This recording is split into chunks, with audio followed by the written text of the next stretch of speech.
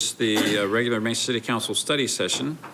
The first item on the agenda for this meeting is to review the agenda for the December 3rd regular council meeting. Could you please refer to that document? Mayor, I have it.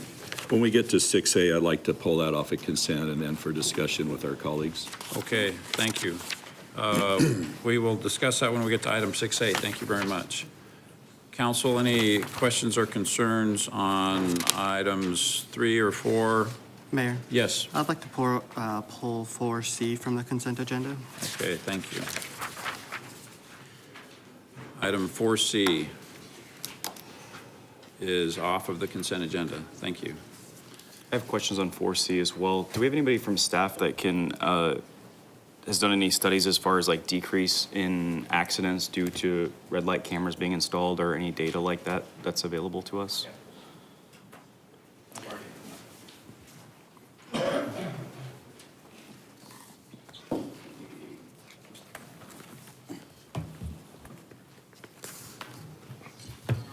Mayor, Councilmember Whitaker, John Pombier, Assistant City Manager. We have done quite a bit of, not ourselves, but we have done quite a bit of research in this area. I'll turn it over first to our Transportation Director, RJ, and let him begin the discussion. The presentation. Yep, you can. Good morning, Mayor, members of the council, Councilmember Whitaker.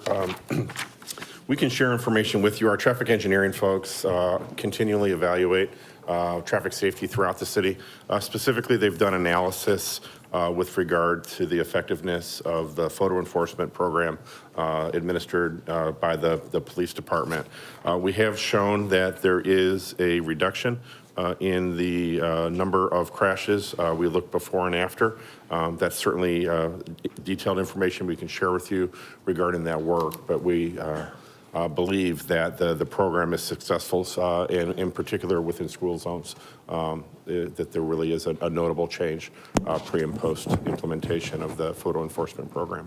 So, Mayor and Councilman Whitaker, I think even telling to that point is included in this, moving forward with this item, is a request by 2 neighborhoods or residents for these systems to be put in their neighborhoods because of concern of specifically regarding safety. So maybe explain, well, one of them is in its, the carriage lane, and the other, why don't you explain Sure, those locations and the requests? We're actually now getting requests. Yes, the one that jumps out actually is in Councilmember Heredia's district, and this is Carriage Lane in Guadalupe, which is just east of Loop 101. The proximity of the 2 intersections is fairly close, and we were actually, the concern came out of the neighborhood that motorists heading westbound on Guadalupe were driving through the signal at Carriage Lane as they were approaching the 101. Some of it was happening in the overnight hours. We actually did a study, overnight, and we were able to demonstrate that. We'd put retro-reflective backplates. It's basically a reflective yellow border around the signals at Carriage, but the folks wanted to go further because they were concerned about speed as people were heading towards that intersection. So that is one of the locations that we are seeking to add. Additionally, there's one near Red Mountain High School, again, for students and children who are walking to school in that area. And then there's a location down in District 6 in Councilmember Thompson's district at Ellsworth and Pecos, which, given the speeds, in that area, we do believe would benefit from photo enforcement. But I can share the details with you if you'd like to see it. There's actually quite a bit of data, that supports the locations. They're not just arbitrarily chosen. Our staff work with Mr. Pombier, obviously, in the police department, who are out there enforcing and managing this program, but we do believe there's a benefit. And Mayor and Council, I think one of the tools that this technology allows us to do, to be able to provide the law enforcement in the school zones and in some of these areas where the neighborhoods feel there's a concern about speed, would have a significant impact on our staffing on the streets with patrol. So we try to be very careful to use these where it has a safety purpose. And I think now what's happening is we're seeing the residents requesting it when they see those issues. But it certainly has had an ability for us not to have, it doesn't draw away from our current patrol officers or traffic officers to have to be in these areas all the time. We can use the technology to enforce traffic in these areas. So that's been a very helpful tool. Mr. Luna. RJ and or John, I think the impetus that as a result of the school is because there was a child killed over by Rose Junior High, and that was several years ago. And I'm sure that's probably decreased the traffic in terms of speeders going down baseline. So I appreciate what you've done over at the Red Mountain area, because I know it's decreased the speeders, especially when we're talking about young kids, especially teenagers that are driving. I think this is an effective way of controlling speed and mitigating any potential problems. Same with Mesa High. I've worked in the school district for 40 years. I've seen these young people drive, and I think this is an effective tool to try to ensure that they don't kill each other as well as anybody else. So thank you for what you did at Red Mountain. Mayor, Vice Mayor Luna, we've put a heavy emphasis on educating not only our students but our citizens that in school zones, we want you to slow down. And we've seen very good results in the reduction of speeds both during school hours and after school hours. I believe 5.6 miles per hour during school hours, and I think about 3.8 after school hours. So we're teaching people that if you're near our school zones, you need to slow down. And the accident that you're talking about was a tragedy. I think we're talking almost 12 years ago, and that was an after school hours program that child was participating in. So we're really putting a heavy emphasis on our school zones to make sure our citizens realize we need to make sure our kids are safe. Back, John, correct, can you share with us what we're finding is those who are familiar with these intersections slow down. And what we do see is that most of the citations, or is it more than a majority? It's almost 50-50 of our citations come from Mesa residents versus non-Mesa residents. So we're seeing a heavy percentage of the people who live outside of our city are committing these violations. So that's something we're also hoping to educate not only our citizens, but those that are driving through for work or for pleasure. Please understand you need to slow down in certain areas for the safety of our community. Just on that point, Mayor, members of the council, and thanks, John, for pointing to the slide.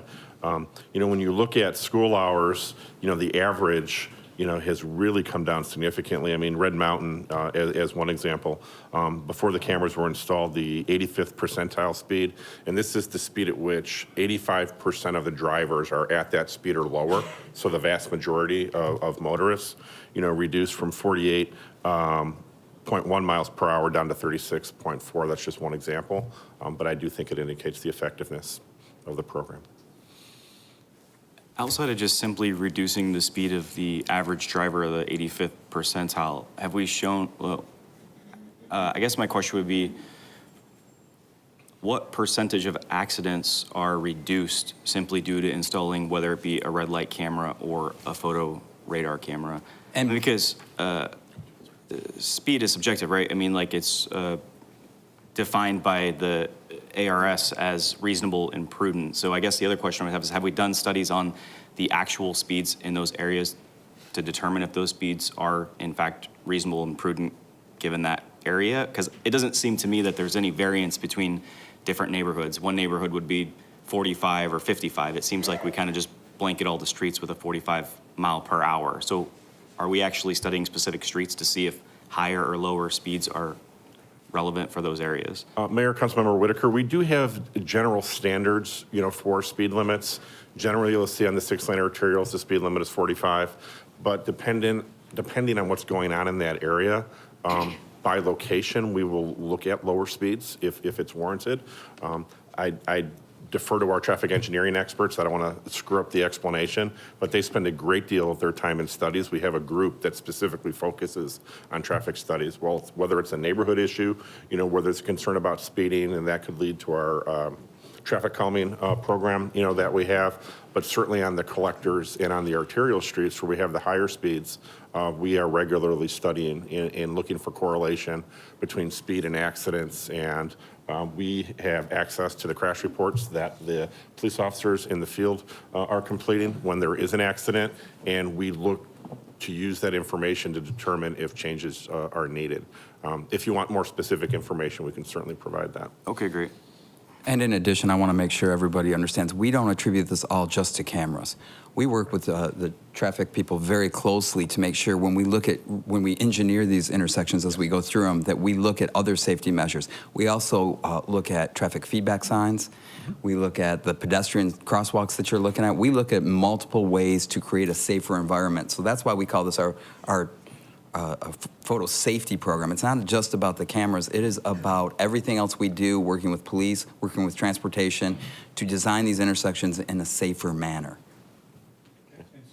Point, I thought you were going to continue there, but to that point, we, any of the revenues, we try to identify revenues that are coming from photo radar and use those to help supplement these driver feedback signs. And so we're trying to invest it right back into traffic safety, because that's the point of doing this. And so the intent is to take dollars that are being generated, if we have any from photo radar, to invest it back into these types of tools. And sometimes those driver feedback signs, sometimes the mobile ones, the police department, traffic can use those in specific areas where we're having, get calls from neighborhoods and things like that, where we can put those out there to help out. The other question I guess I would have is, have we done any kind of study like on a placebo effect of putting in essentially fake red light cameras to see if that in fact slows down drivers without actually having to expend the cost of putting in red light cameras? We have not, to my knowledge. Okay. Yeah. The last question I'm not surprised. Yeah. I don't mean that offensively. How much, do we have a breakdown for each red light camera and speed camera to know how much revenue each one of those generates?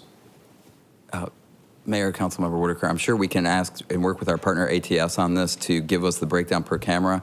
We generally aggregate the whole thing and look at it more from red lights versus the school zones.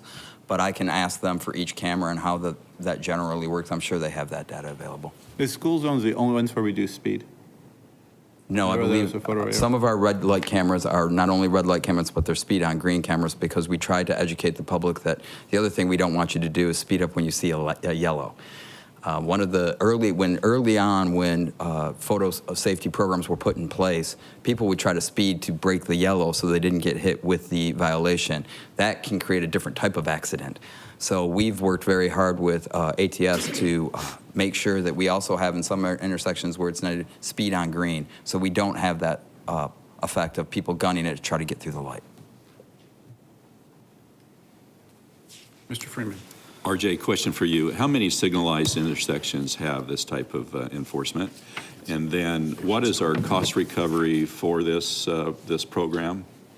So, Mayor, Councilmember Freeman, I can answer that question for you. Currently, we have 25 active locations. 7 of them are school zones, 18 are intersections. We're going to add 2 new intersections, as we talked about, one in District 6 and the other one at Carriage Lane. Currently, the cost of this program is right around $2.3 million, and the revenue generated is about $4.2 million.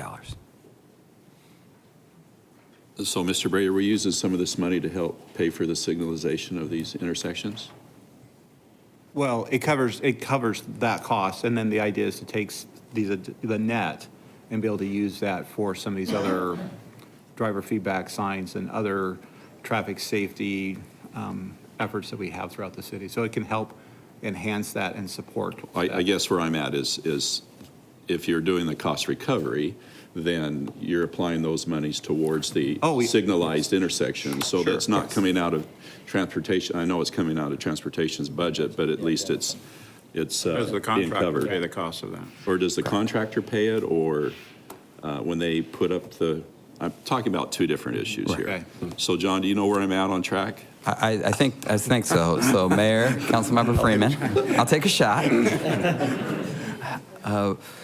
None of this money that we use to facilitate this program now comes out of any single of the department's budgets. The program itself is self-sustaining. We have a very good relationship with ATS. I can't honestly remember how we funded it in the very beginning when we put these intersections in, but one of the things that this extension will allow us to do is keep up with the most current technology, so the photos get better and the streets don't have to be dug up. Why is that important? One of the slides I can show you after this meeting is we take a look at how many times the red light flashes, the cameras flash, whether they're in school zone or a red light, And then we take a look at how many citations are issued. We run about 55, 60%, meaning ATS first does a triage, then the police department does a triage. We make sure anything that is close, it doesn't go through. That's why our program gets so few complaints. We're running a safety program, not a money program. Though it does generate some income, we are very careful to make sure we only put through the violations we are very, very confident in. Some months it's even below 50%. So we spend a lot of time and effort to do that. That's why the improved technology makes that even better. The better the picture, the more confident we can be we are holding the right individual accountable. So, Councilor, I think I now understand your question better. So I think no, it's fine. I believe in the beginning of the program when we were setting it up and having to pay for the equipment and the electrical hookups, that was the city's cost. And so in the beginning, we were still trying to recover all our costs, but certainly we've done that now. And then additionally, now we can expand when it's needed for, say, like where we have the requests now from residents for these items, whether it's in school zones or whether it's, as was mentioned, near neighborhoods, then we can use those funds to purchase that equipment. A lot of times it needs electrical hookups and things like that. So we can use that to help out with that. Okay, and I just have to share with you, part of me says pushes back. I personally don't like red light cameras. You know, they're just intrusive. I'm sorry if I break the law. I don't want to be caught, but but then Your honesty is refreshing. but then, you know, it worked out well. It caught my mother-in-law traveling where she shouldn't have been. So then her daughter asked, "Why are you doing in South Mesa? You know, you shouldn't even be driving down there." So when she got the ticket in the mail, I was never down there. Yeah. But then I listened to stories from other people who have gotten traffic tickets, and it's just, I just feel like, why is Big Brother watching over me? Why do I have these red light cameras? But I think promoting the safety component is a very important concept.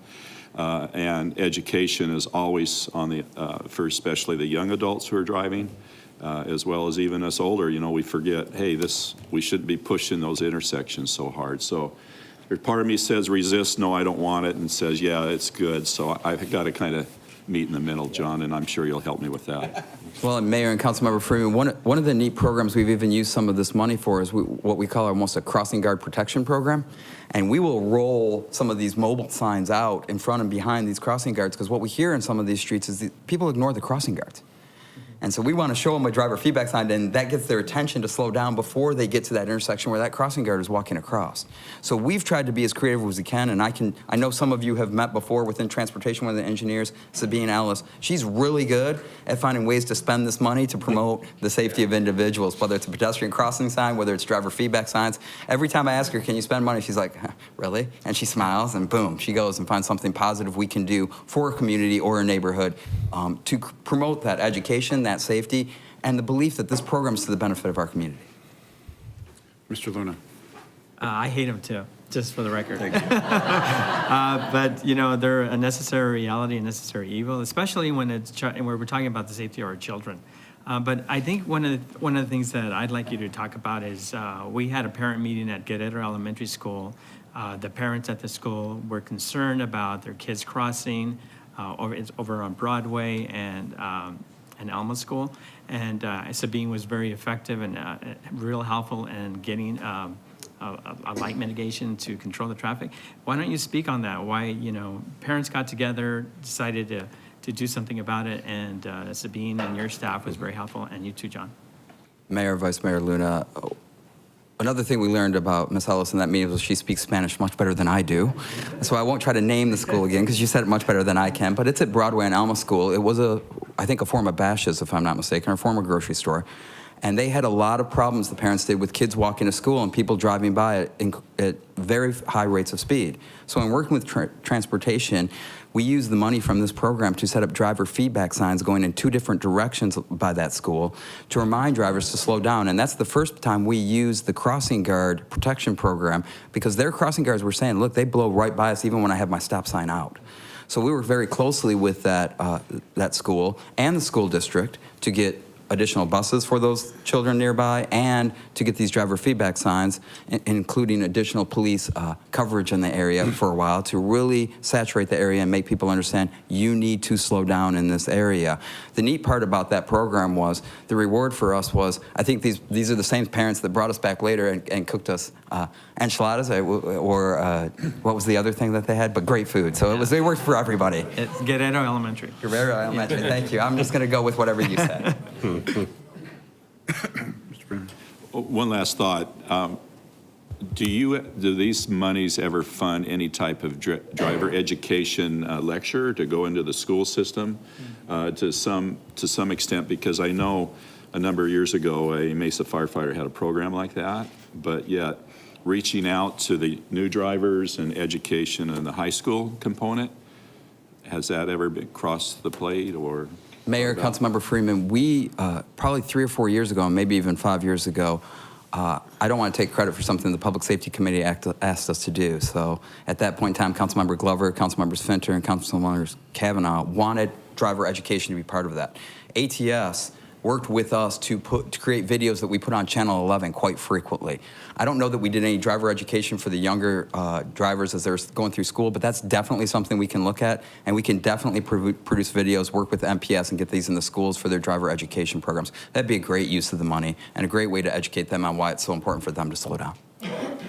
Mayor, Councilmember Freeman, one thing we do, and I believe it's the fire department that leads the program, is our mock crash that transportation works with them on. It's a very graphic, depiction, and obviously from your work, what can happen in a serious accident, and it's just try to send that message home to students to, be safe and focus on driving and not your phone or, whatever, else might distract you, while you're driving. So I just want to say that our traffic staff, Ms. Ellis and others work very closely with staff in the police department on traffic safety, overall. It really is a layered program. I mean, there are transportation-specific funds that we use. You may recall we recently, the council approved a policy for pedestrian signals, to evaluate the location or the placement, of those signals. It could be something as small. You talk about the crossing guards. There was a scroll down in Councilmember Thompson's district where I stood out there with the crossing guard one afternoon, and frankly, some of the parents were just being rude, and just with restriping, even sometimes you can see a benefit. It doesn't have to be, a photo enforcement, location necessarily to see benefits. So we really try to attack it from all angles. Hey, Mayor. Yes, Councilmember Redio. Yeah, I can attest on the Carriage Lane one, the new one. And just to chime in, I don't like red light cameras as well, so join the chorus there. But as far as when we were meeting with Carriage Lane residents and we discussed all the options, we tried different things at the beginning, and then told them all the data, the facts that. Even though John mentioned, 50% are out of residents there of that community, but the other 50% are residents of that community. So people understood that, and they felt the need that that intersection, which I think we've had several drunk drivers there. We've had high school students where, Dotson High School is really close there, getting accidents. And so the red light camera was something that I think elevated what is needed now to be more conscious of that intersection. So again, I chime in as far as the need. I think we have to be very targeted and specific in these intersections that we are putting, if there's any. But when residents come in and they see that this will help, I also commend those residents in coming up. So sorry, that was my daughter. I think she's in support. Thank you. I think so. Mayor, lastly, for perspective, you know the number of 25 intersections. We have 466 signalized intersections in the city.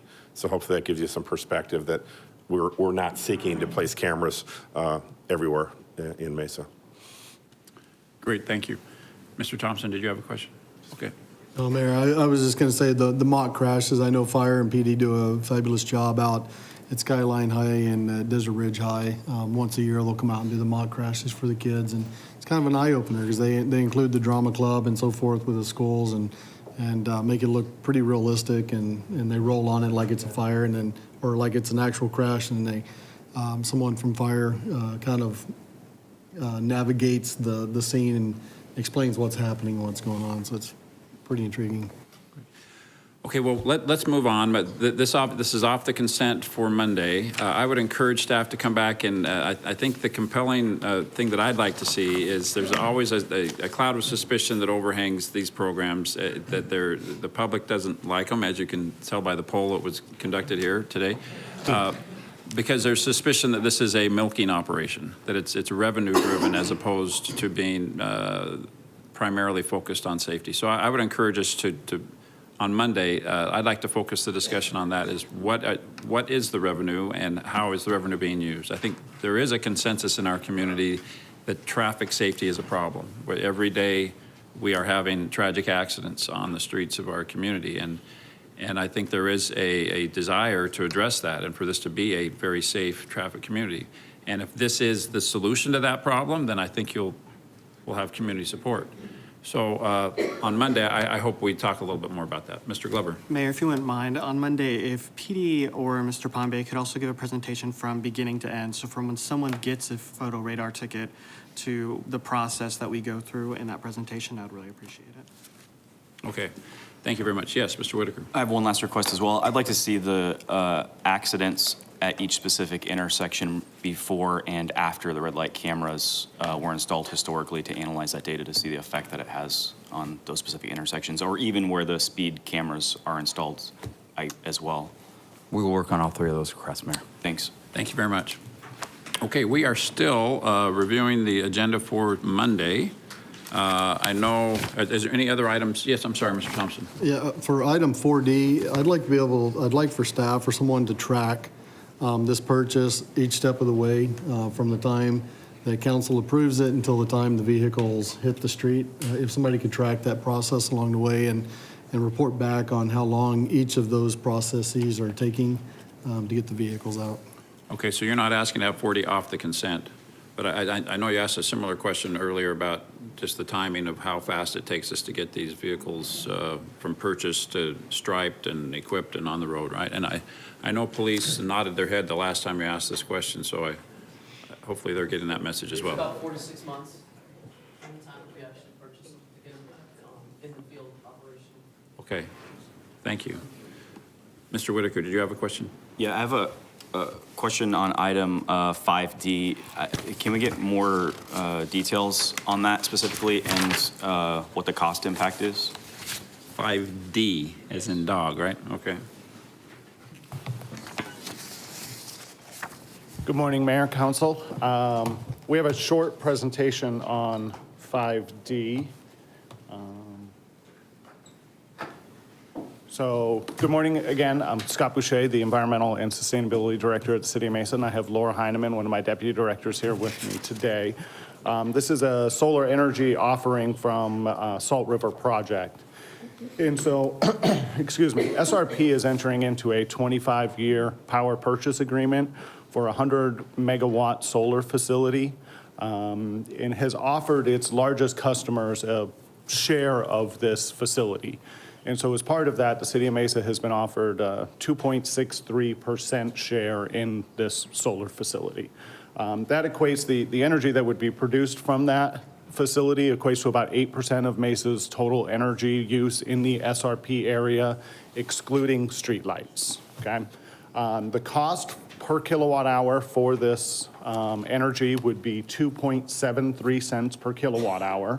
And the term that Mesa would sign with SRP would be a 15-year term.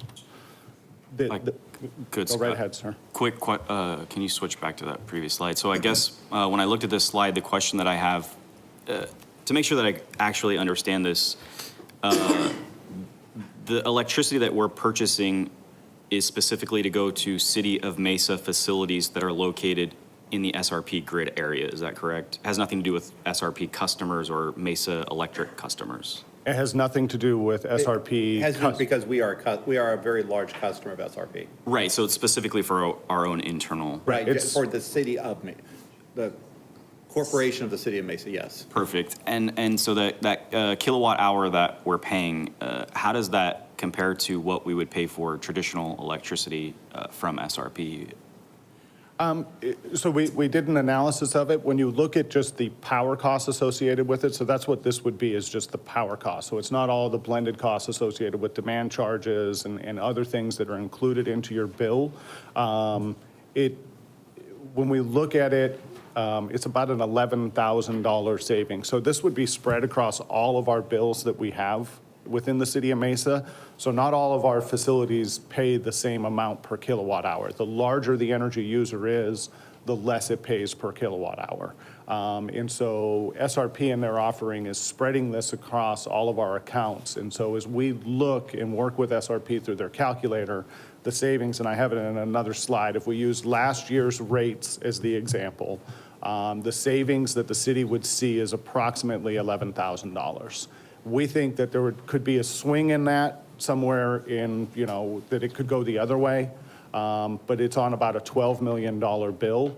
The interesting part is that if the price of energy that we're paying for SRP for their conventional energy, if it dropped down, because this is only 8% of the energy that we'll receive, if the price of energy dropped down on their conventional side from SRP, we'd see more savings from the 92% of the energy that we're purchasing than this 8%, if that makes sense to you. So it's hard to say what the exact cost is per kilowatt hour because this is going to be spread across so many different accounts. Got it. And the $11,000 savings, is that per year on the 25-year PPA, or is that in total for the 25 years? So that would be an annual savings based on what our last year's rates. And the city of Mesa, actually, we would have, so as you can see from this bottom bullet here, the last bullet, where SRP has a 25-year agreement for the solar facility, they're asking the city of Mesa to sign a 15-year agreement with them.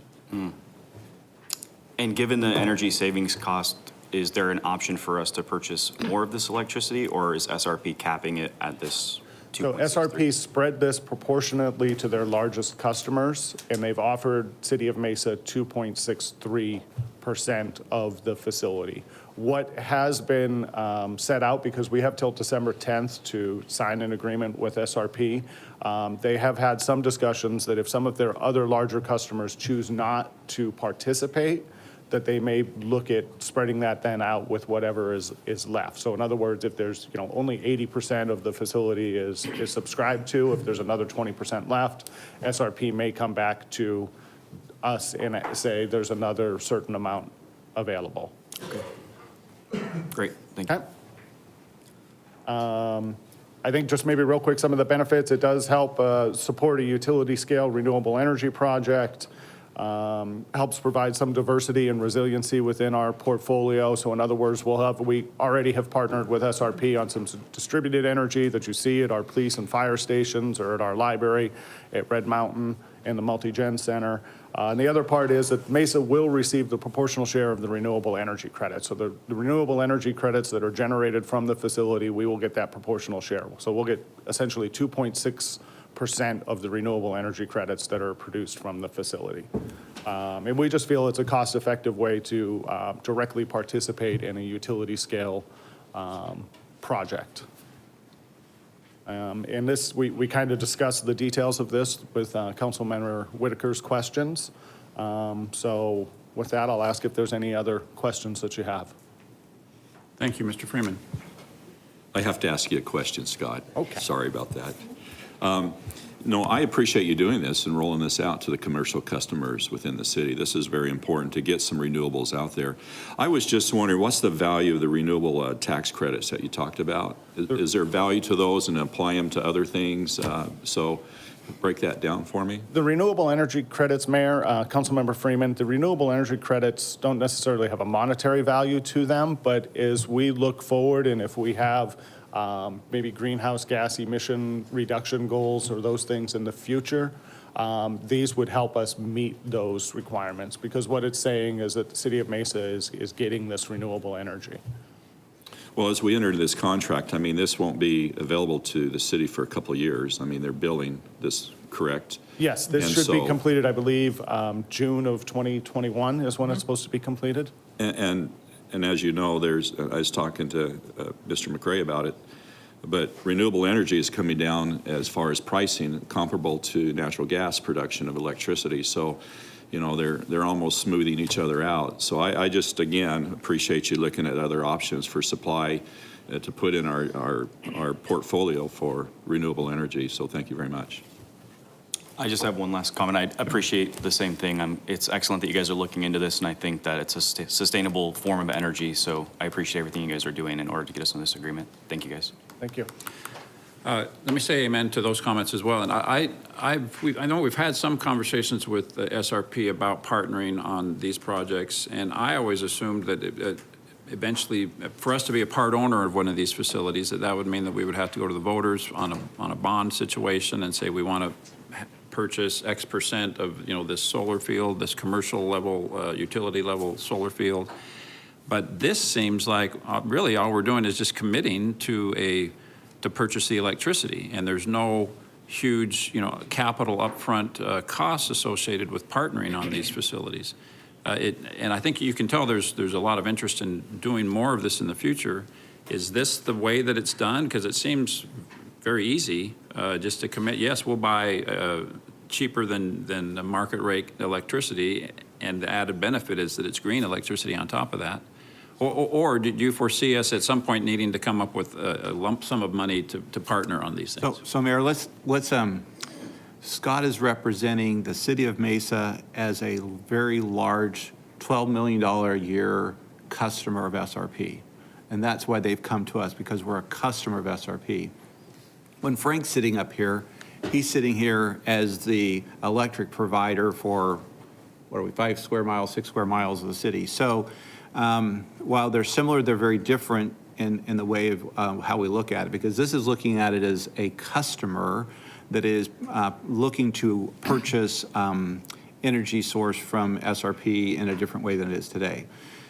As Frank would look at it, we'd still be working with SRP, but it may be that in that case, we're going to be taking that and distributing it ourselves. And so I still think there'll be an opportunity for us to come and have a discussion with council in a different context about possibly looking at us investing dollars in whether it's solar array or somehow working with SRP, maybe in a different perspective as our own electric provider. So it may be a little different on the dynamics, maybe not a lot, but here, SRP not only generates the power, but they distribute it directly to the meter, right? And that's what we're represented here.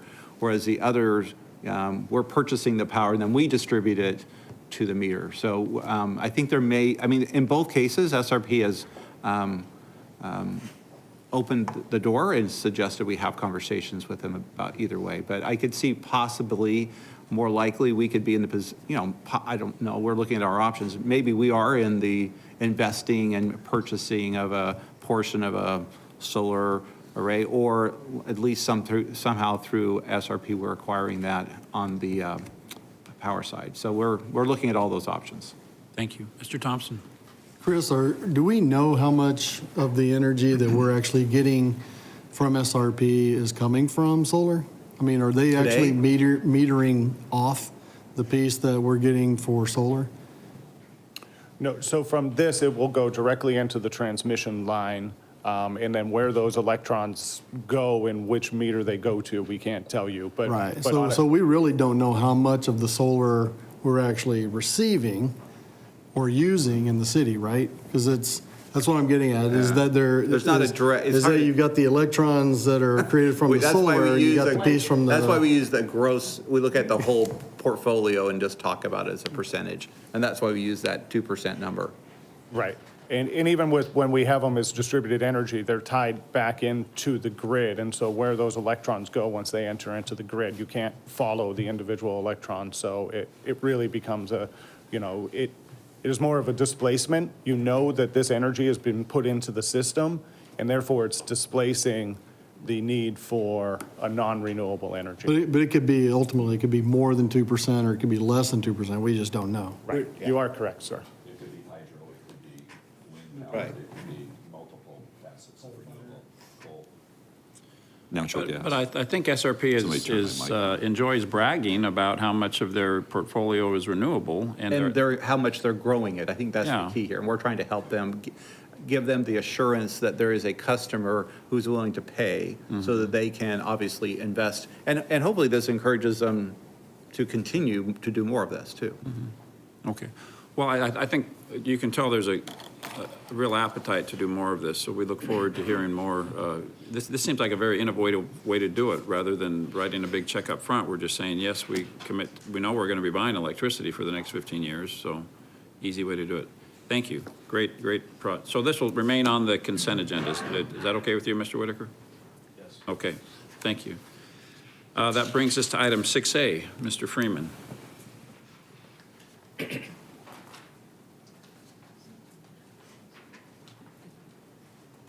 Thank you, Mayor. I didn't know that this was coming up. In fact, I didn't even know about the commission to study, wages or salaries for council. And so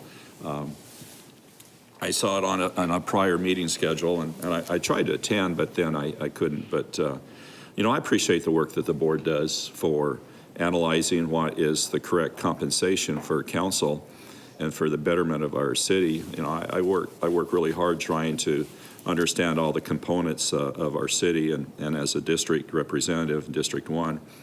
And for me personally, I've thought a lot about this because, I guess in essence, we're giving ourselves a raise and we're voting with that on council. And I know prior council members had an internal discussion. I mean, there's 3 of you here and how that merited, but I'm probably not in favor of doing that right now, me personally, because I would probably vote no for that. I'm just, that's how I feel right now. I'm only 2 years into the job and you're going to give me a raise. Well, I appreciate that, but I don't find it necessary for me personally.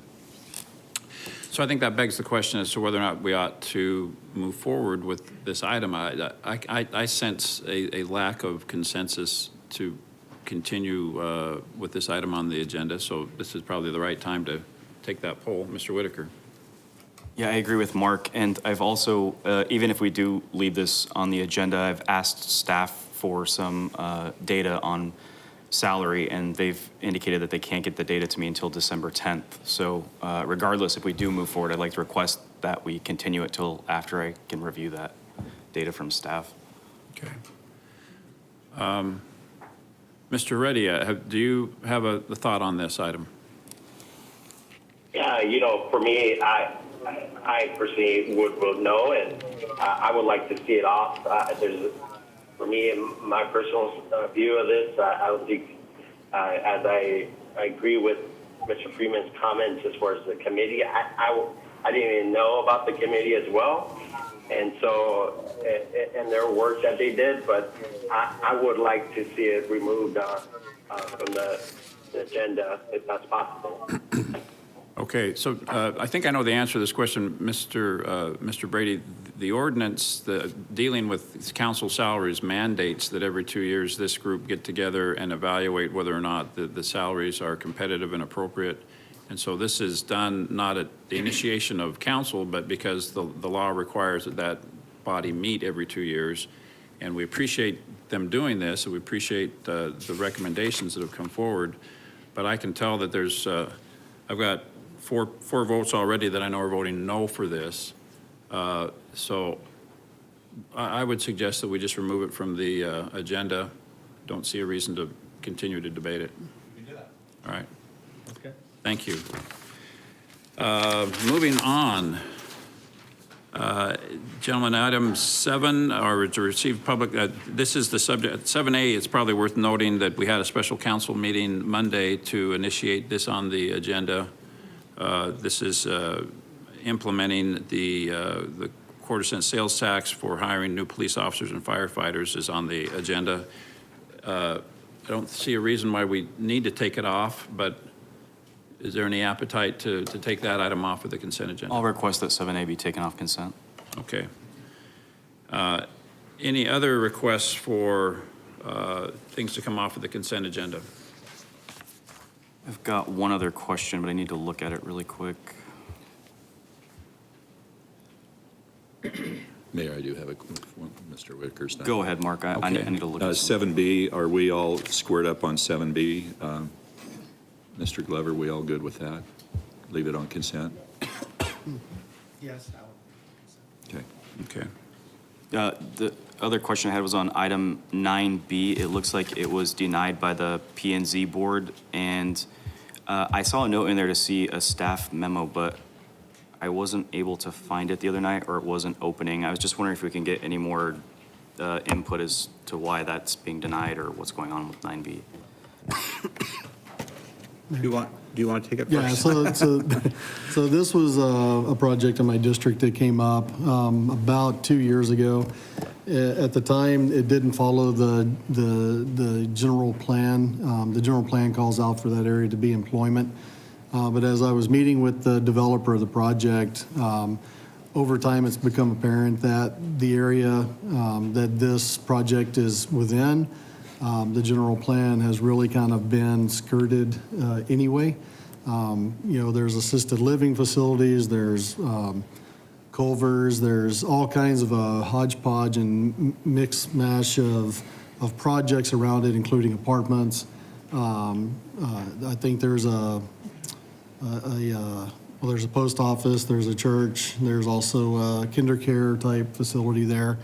And so really sticking to the general plan on this project, it just didn't make sense because there was so many other things that had convoluted what I felt the general plan was meant to adhere to.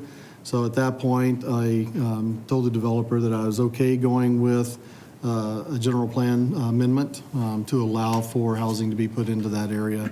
And so that's what this is really just a general plan amendment to take it from employment on that one section and making it residential. And we've also been working with, in fact, the mayor and I just met with the developer last week, was it, Mayor? To talk about the type of housing that they're putting in there. So they want to do really a high-density type project. We had talked to them about maybe reducing some of that, and I think they're agreeable to that. But we wanted to at least move forward with the general plan amendment. Thank you. So, thank you, Mr. Thompson. I agree with everything you said. But Mr. Brady, just so we're all clear on this, we're going to vote on Monday on whether or not residential use is appropriate in this section, but then we're going to refer back to planning and zoning the critique of the actual submittal of the density and the housing styles and, okay, so. So Mayor and Council a good question. So when this was presented to Planning and Zoning, it both had the general plan amendment as well as the zoning application was before them. I'm not sure that it was easy to separate the two issues when they were reviewing it, from what I understand. At that time, certainly the proposal that was being presented was a high-density proposal. I think that was not well received by the zoning, Planning and Zoning Commission. But there was also some discussion about, and we've had this discussion ongoing in this particular area about whether or not there should be a recognition of adjustment from the general plan as it relates to this being an employment area. I think with discussions led by Councilmember Thompson, as he was suggesting, he's had conversations not just with his property owner, but with the several property owners in this area. And I think we've come to a conclusion with all of them that we're going to preserve the job employment area to be that area that's closest to the intersection of Chrisman and the 60. So I think with that adjustment and that commitment, then this area, which is further west of Chrisman, and because of what's happening, already been approved by the council or what's happened in the past, we think residential would fit okay in this area. But we have preserved, and we don't want to suggest that we've given up completely on employment. It actually just fits better at the actual intersection of Chrisman and the 60th. So I think Councilman Thompson's been able to work the groups to get those commitments. And so with that understanding, the staff would then recommend that this general plan amendment be approved as presented to you, but that the companion zoning application that came with us needs to go restart and go back to planning, and it needs to really look at the density issues and our concerns that were expressed there. I don't know if that's... Correct. Yes, I see this really as sending it back to planning and zoning with some additional, answering the question on the residential use, but then still thanking them and asking for their critique of the actual proposal. Okay. And I think they're going to make adjustments to the proposal that planning saw the first time, so. Okay. Thank you. Council, any additional questions on the agenda for Monday? All right. Well, we're an hour and 15 minutes into our meeting, and we'll now take up the agenda for this meeting. And so thank you. We have a large crowd here. Thank you so much for being here, and we've got a lot of important things to talk about today. Does anyone need a break before we plow forward? Okay. Agenda item 2A is to hear a presentation by the new Mesa Historical Museum Executive Director and discuss and provide direction on the current and future heritage preservation program and services by the Mesa Historical Museum. Mr. Natker, we're excited that you're here. Well, thank you. you. It's been a privilege. I know many of us, you've met one-on-one with many of us already, and we're very excited that you're here and look forward to supporting you. So anxious to hear what you have to tell us. And Cindy, you as well, of course. Wonderful. Thank you, Mayor. Good morning, Mayor Childs, Vice Mayor Luna, council members, and City Manager Brady. I'm here just to do a brief introduction, and then I'm going to hand it over to Mr. Natker. I am happy to introduce Leon Natker, the new Executive Director of Mesa Historical Museum, and for the council to have the opportunity to hear the direction and plans of the museum as we prepare to update their service agreement with us. Leon Natker is an archaeologist, anthropologist, and an artist. Leon attended the Juilliard School in New York and then traveled across the U.S. and Europe to study and sing opera. He served as the executive director of Lyric Opera San Diego, where he led the $8 million capital campaign to restore an historic 1928 theater. Leon entered the museum field after acquiring degrees in archaeology and museum studies. He has worked on numerous historic preservation projects, including at Montezuma Castle and the Coronado Historic Site in New Mexico. Museum positions have included collections management and co-curation of multiple exhibits, including at the Museum of Indian Arts and Culture in Santa Fe, New Mexico. And I'm pleased to introduce you to him and invite him to do his presentation. Thank you, Cindy. Good morning, and Mr. Mayor and council members, thank you all for taking time to hear me and for taking the time to welcome me to Mesa. It will be on Saturday. I will have actually been here for 60 days. So let me tell you, first, let me also introduce the new president of the board of directors of the Mesa Historical Museum, Anita Peters, who was responsible for the search and for being on the search committee to actually find me and bring me here to Mesa. So the question always is, why is the Mesa Historical Museum either important, relevant, or necessary to the city? Mesa is, after all, a major American city. It's the third largest in Arizona. I don't need to tell you that, but if you have a few more babies, I think we can beat Tucson. We're larger than Pittsburgh and Cleveland and cities of that sort. All major cities of this sort, of this size, have a museum that represents the city's history and cares for the city's archives, including all of its historical preservation buildings and artifacts. So what can the museum actually do for the city of Mesa?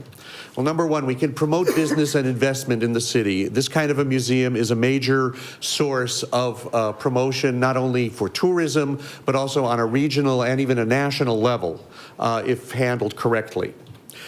We enhance education by partnering with schools and other cultural institutions under the mandate of a 501c3 not-for-profit institution. A, we are, of course, required to provide services to the public, but B, and almost as important under the federal jurisdiction, we are supposed to be an educational institution providing what is now termed alternative educational programs, and it is my intention, of course, to bring those online as quickly as possible. We preserve and protect Mesa's archives and historical possessions. Mesa has a very rich history. It's a very diverse history. It goes back, of course, 2,000 plus years if we start with the Hohokam, but in the last 150 years, we have an incredible amount of artifacts and family histories and things that we have to take care of and that we need to share with the public. It improves the quality of life for everybody in the city of Mesa. That's the purpose of the museum, is to be here for the residents of Mesa. So, what have we done so far in my first 60 days? All right, we've already filmed on the promotional side an episode of Mysteries at the Museum, which is going to be shown as part of their Christmas edition. And as soon as we get the word from them, they promised us 2 weeks out, we will have a notification, and I will share that with everybody so that all of Mesa can tune in on the night that we're going to be featured. We have already sponsored a workshop with the Arizona Historical Records Advisory Board. We're partnering on the state level with all of the appropriate agencies in order to bring to more professionalize our staff and our operations, but also to assist them in disseminating everything that is necessary to do that work throughout the state of Arizona. We've rewritten our collections management policy and begun working with the Arizona Museum of Natural History on reaccessioning collections that are now in their possession. This is going to be an ongoing process. There are currently over 1,600 artifacts, including things as large as an old Wells Fargo stagecoach and trucks from the early part of the 20th century that have to come to us. There are over 16,000 historic photographs that have actually are sadly not cataloged in any way that's accessible to anybody. So we're in process with them. I'm working with Tom Wilson's staff on a weekly basis, and we will move this process forward. We are preparing satellite exhibits for both Sloan and Hohokam fields this spring for our Arizona Spring Training Experience. This has been an ongoing process, but this is the first year that we're actually going to be at both stadiums, and we're going to use this as a public relations point. I'm going to put staff and volunteers at the stadiums at every game so that we can pass out materials and say, come to the museum and see what else we've got to offer you here in Mesa. There's more than just spring training. We've already cleaned up the landscaping at Lehigh, which leads me to the biggest thing that we're doing, which is we're going to repaint the inside and outside of the Lehigh School in preparation to reopen it.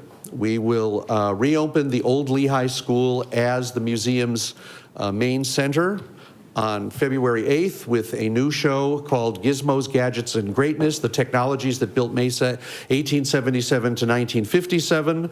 There'll be a special reception, a grand opening on February 8th, and this show will be available to the public through June 1st. Yes? Excuse me, Leon, I think Mr. Thompson has a question. Leon, thank you. A couple of slides back, you're going Sure. so quickly. I'm sorry. I just wanted to commend you on a couple of things. One is that you're going back and looking at your collection and doing an inventory, because I don't necessarily know that a complete inventory has been done of You're correct, what yes. you have and what's available. And doing the satellite exhibits, I think for Sloan and Hohokam Fields are a pretty big deal. I remember I brought this up, I think my colleague, Councilmember Luna and I, when we were talking about the Mesa Historical Museum and actually moving it over to the federal building, how displeased I was at the fact that during our spring training, where the Cubs have played a major role in being in Mesa and have been long time committed to Mesa for such a long time, at a time when we should have been showing off our baseball collection and so forth, we actually had cat exhibits going on, and made absolutely no sense to me why we would have this collection of wonderful baseball stuff and we're not showcasing it during a time when we have a lot of people coming to our city to visit. So I commend you for at least looking at this and so forth, as well as for cleaning up and landscaping Lehigh. I know that is very important to Councilmember Freeman, so thank you. Well, thank you. So on the Lehigh story, we have, of course, the show coming, and I hope that everyone will come and attend. I think it's going to be it's a very interesting show going through the collection, and Councilmember Thompson, you're exactly correct. The entire collection that we have in our physical possession now and that AZMNH has in their possession has never been completely cataloged and accessioned, and we are in process. One thing I can also report to you is that now all 3.5 of my staff, that's all we have right now, everybody is now, I have professionalized the staff. Everyone on staff holds a graduate degree in museum studies or museum administration. So we're moving that way. So what's next? First of all, we have to build an additional storage facility at Lehigh. I have identified where funding can come for this. Physically, there is just not enough space to house everything that both museums have in their possession. As I indicated, we have some very large items, including 2 Surreys from the 1890s, the Stagecoach. There are trucks from 1913. There are some very large items, and there's an incredible amount of items. So we have to get that done first. This is going to be kind of a Tetris game we're going to play. And then we have to create an action plan for the restoration of the Lehigh Auditorium. It's my intention to see that brought back online as a community asset. I'm already working with Ron Peters on that, and as of yesterday, I have enlisted the help of Tom Freestone to help me with the fundraising aspect of doing this. It's going to be approximately a $2 to $3 million job. To do it, which sounds daunting, but after having done the theater in San Diego, it's really nothing. To me, it doesn't scare me at all. I think it's something that can be done, and I think it's something that has to be done. The museum can use it as an asset, and the community needs to use it as an asset. They want it back. One of the interesting things about moving to Lehigh, and by the way, as of yesterday, we are out of the Main Street facility, and we are full-time at Lehigh. Having the gate opened, we get approximately 12 visitors, people walking by every day just wanting to come in and see what's going on. So that's actually more foot traffic than we ever generated downtown on Main Street. So I'm very pleased to be out there. Make it available to the community. It has to be a community asset. It has to be something that people can, depending on how we actually fund it ultimately, either rent or at least, if we could get an endowment for it, maybe we could make it a free facility, but certainly something that's at least rentable and usable. And work with other local historical preservation organizations, which you have several in this city, to combine our resources and bring preservation efforts under one umbrella. I've been talking with several people around town at different historic houses, Vic Linhoff on the Historic Preservation Foundation, and we're all talking about how we can maximize put everything together and really focus the efforts so that we're not all kind of dispersed and, throwing our financial efforts hither, thither, and yon without coming up with anything really concrete for the city.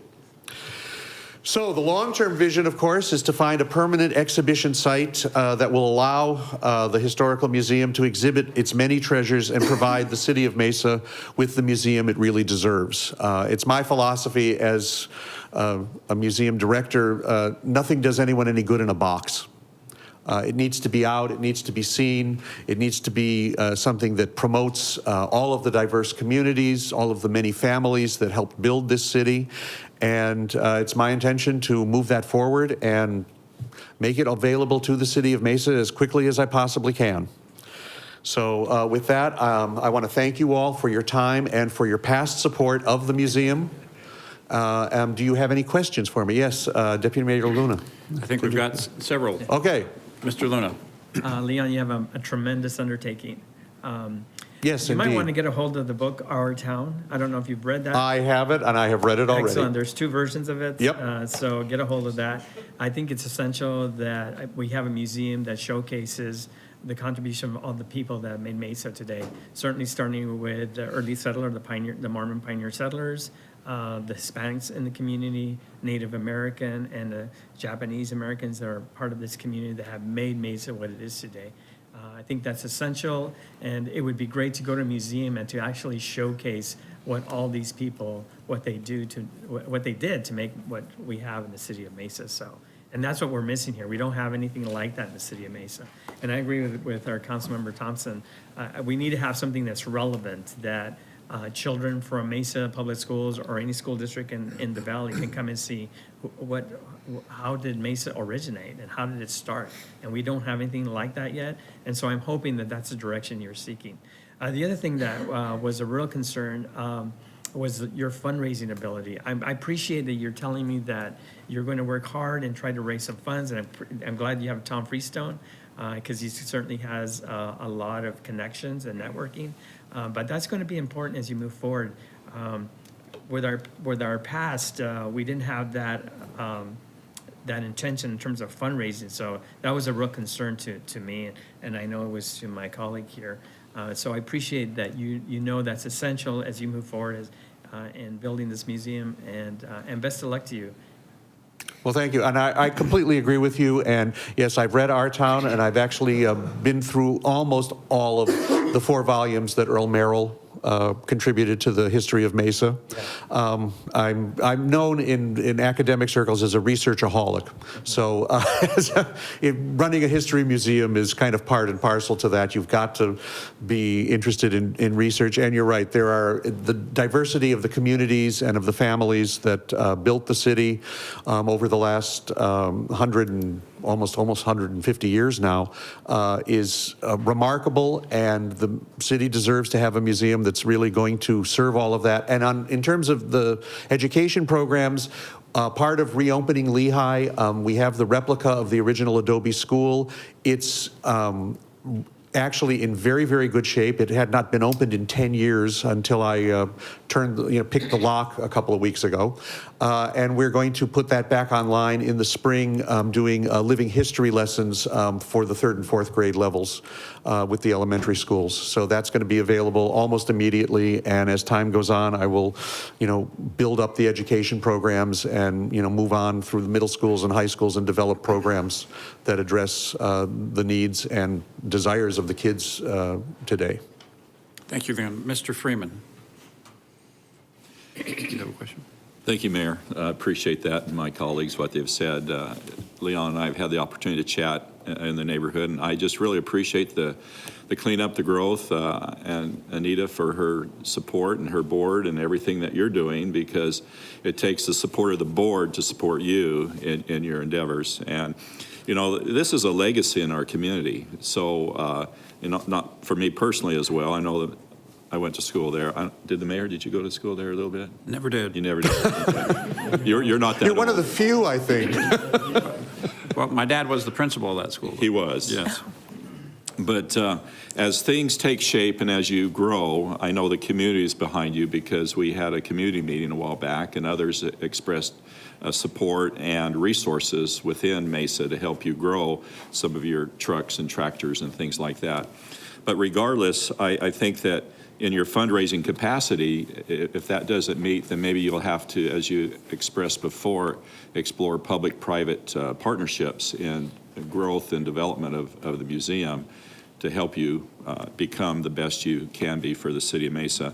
It's our responsibility as fiduciary to manage the monies in our city and make sure they're spent appropriately. And I can't talk about what's happened in the past, but I want to move forward with what's going on and support you, because we are invested in these projects. You hold our historical records and a lot of assets here that families have worked hard and given to the museum, and maybe some of the collections need to go. Maybe you don't need all of them, but that's your assessment, because how many plows do you really need there in the yard?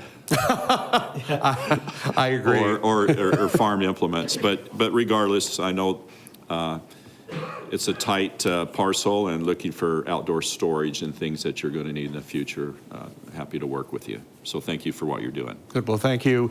And I do understand that so the council all understands, the project that I headed in San Diego was just that. It was a public-private partnership. We had to work with funding from the city, from the State of California Redevelopment Agency, and then a great deal of private fundraising to make it viable and to bring it to fruition. And that involved some creative shall we say, leasing of the properties and buildings and so on, so that we were eligible for certain types of funding. And I certainly see that that's all possible with the property that we have at Lehigh and moving forward with other, collaboration with the city. Thank you. Mr. Thompson. Mine's more comment than question, but Leon, thank you again. It's exciting, kind of a breath of fresh air to see someone coming in with the exuberance that you have. Two things, going back to what my colleague, Mr. Luna said, talking about fundraising, because that was a major issue of ours, a year or 2 years ago. Just throwing out the idea with your Mysteries at the Museum debut, without a spoiler alert or anything like that. Maybe look at partnering with Cindy with the Mesa Art Center to do a fundraiser, a gala or something to watch the Mysteries at the Museum and have the exhibit, whatever that exhibit was, perhaps at the museum, and invite the community out in a celebration of that. But I always catch Scott Butler when he's texting or something of that nature, but would offer up our services with Randy Poliker, because I know that Randy is very involved in the baseball arena, whether it's fall ball or working at spring training, that he could probably help you with, put together some type of exhibition if you're wanting to do something of that nature. Sure. for spring training or for fall ball. Well, I think collaborations are an important part of what we're going to be able to do going forward. I don't want to dwell on the past, because that it is just that, it's past. We're moving forward and developing collaborations and relationships with people throughout the city of Mesa at all levels is important, and it's important to me. And I just want you all to know I'm here. The fundraising doesn't scare me, because first of all, I'm not here with a personal agenda that I have to put out, do a specific show or something as a curator. And there's a difference in the skill set of a museum curator as opposed to a museum executive director. I've been an executive director in arts and culture for over 22 years, and I know the difference. And I'm not here to be the curator. I'm here to be the executive director and to help lead that and to develop those collaborations. So, and just spoiler alert, I grew up in Chicago, so the first baseball game I ever saw in my life was at Wrigley Field. So I'm an old Cubby. Thank you. We're looking forward to working with you. I think you can tell there's a lot of enthusiasm on our side of this as well. So thank you to your board for making such a great selection. Everything you said today was music to my ears, and we look forward to being your biggest cheerleaders and supporters. Well, great. Mayor, Thank you. Yes, Mr. Freeman. Perhaps in a few months you could come back and give us an update on how you're progressing. I would be happy to do that. Put us on the agenda, please. I would be happy to do that. And, April, or does that give you enough time? See, about yeah, well, 6 absolutely. months? I would like, Councilmember Whitaker, when we met yesterday, asked for, what kind of metrics did I have? And I had to say, I just don't have what's going on, from the past. I'm putting it together, and I will be happy to come in and give you some data in the spring. And as far as the potential for attendance and admissions and, earned versus unearned income, and so on. Yeah, that probably hits you in the middle of your February through June, so that'll give you, when you're opening up the museum, that'll be a good time to see where you're at. Yeah, we'll have some idea. Okay, thanks. Thank you all. Thank you. Next item on our agenda is to hear a presentation and discuss an update on the Skybridge development. Mr. Jibginiak, looks like you brought Mr. O'Neill with you. Good to have you here, Brian. Thank you. Good morning, Mayor. Good morning, members of council. We're going to be brief this morning, but Since Skybridge was on the agenda for activation and operating in a general purpose zone at the airport, we thought it might be an appropriate time for the CEO of Mesa Gateway Airport, or executive director, or both, whatever it is today, Brian, Mr. Brian O'Neill, to give a quick update. Quick is the key word this morning. Thank you, Bill. Good morning, Mayor Giles, City Council members. Thank you very much for the opportunity to come and update you about Skybridge, Arizona. We have several very interesting private development initiatives going on at the airport right now. But today I'll focus on Skybridge, and hopefully you'll invite me back and we can do a much broader overview of all the great stuff going on at the airport. Just to give you, help give you a sense of where Skybridge is in the 3,000 acres that we have at the airport. You can see up in the north end of the airport, we've got the Gateway Executive Park, and that's where Embraer and Cessna and Constant Aviation, that's where they're located. We're really focusing on MRO, maintenance, repair, and overhaul industry leaders to help fulfill or to help fill out that area. We've also got the Northeast Development Area, which is the 700 acres located on the east side of the airport. We're going to be preserving a certain portion of that acreage for a future passenger terminal as we continue to grow.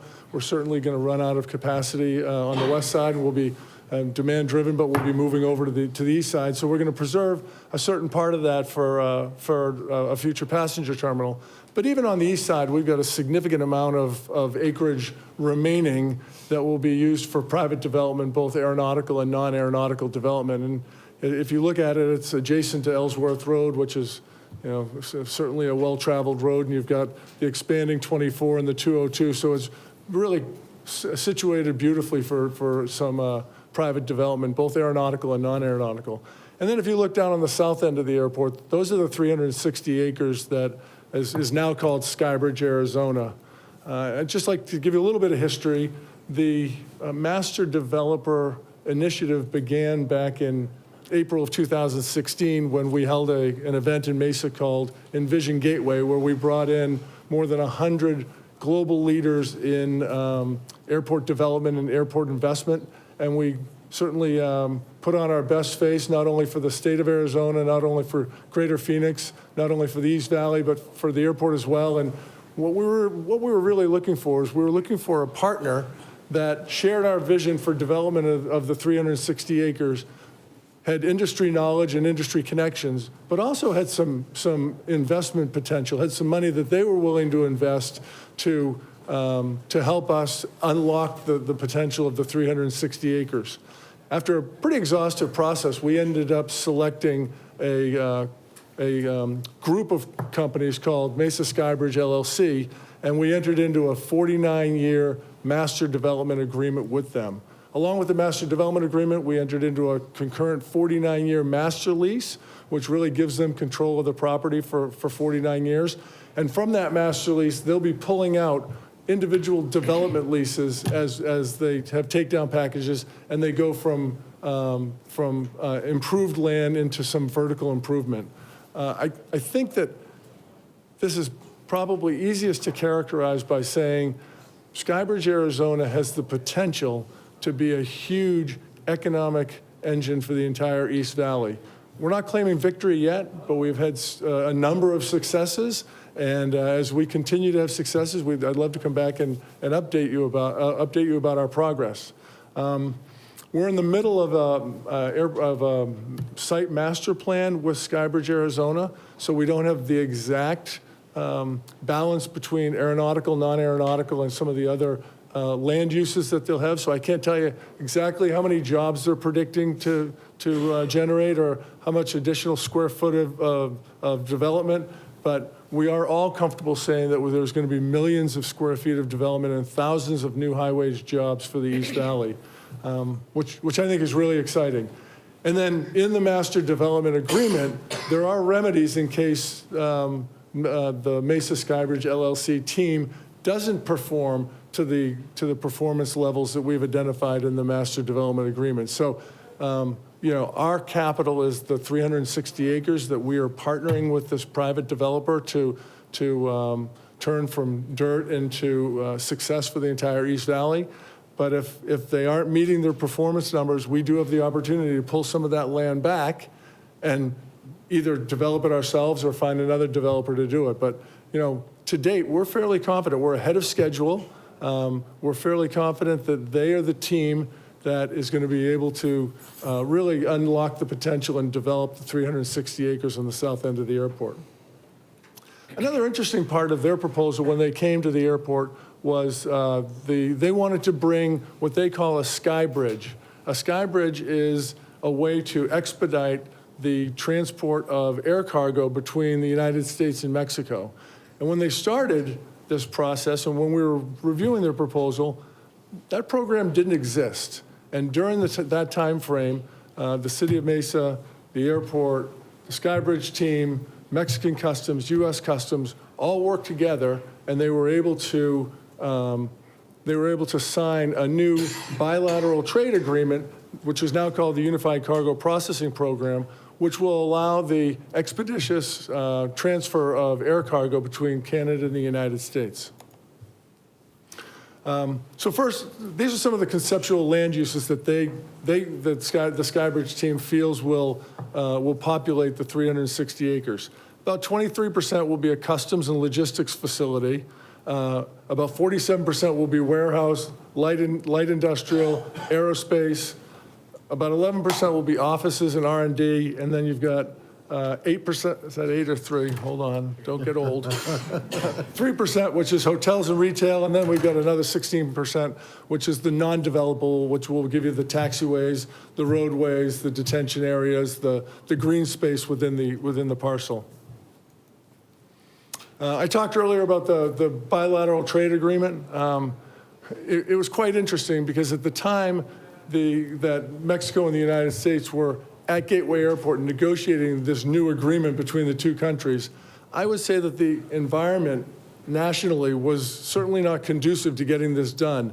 But on August 23rd, Mexico and the United States met in San Diego, and they got together and they signed this new agreement, which allows a Mexican customs official to be housed at Gateway Airport. So we've got a Mexican customs official that is living in Mesa right now, the Mexican customs individuals will be involved in the joint inspection of cargo with U.S. Customs so that once the product leaves Phoenix Mesa Gateway Airport, it can go into Mexico as a domestic product. So instead of shipping your e-commerce or your manufacturing goods to Mexico City and waiting 12 to 18 days to clear customs and get it onto its final destination, those products can be cleared at Phoenix Mesa Gateway Airport, and next day or 2-day delivery can be into any airport in Mexico. So we think once that this catches on and once that the logistical shipping behavior is changed with these cargo operators, we think there's a real opportunity to expedite the transfer of goods, not only to Mexico, but to other countries in Latin America as well. The Unified Cargo Processing Program is up and running in Mesa. We had our first joint inspection in May of this year, May 21st. And in September, we had a Mexican customs official who is now officially relocated and living in Mesa. Skybridge Arizona is planning to bring its first dedicated cargo aircraft and have it housed here in Mesa by December. We're going to continue to aggressively pursue opportunities to highlight the Unified Cargo Processing Program.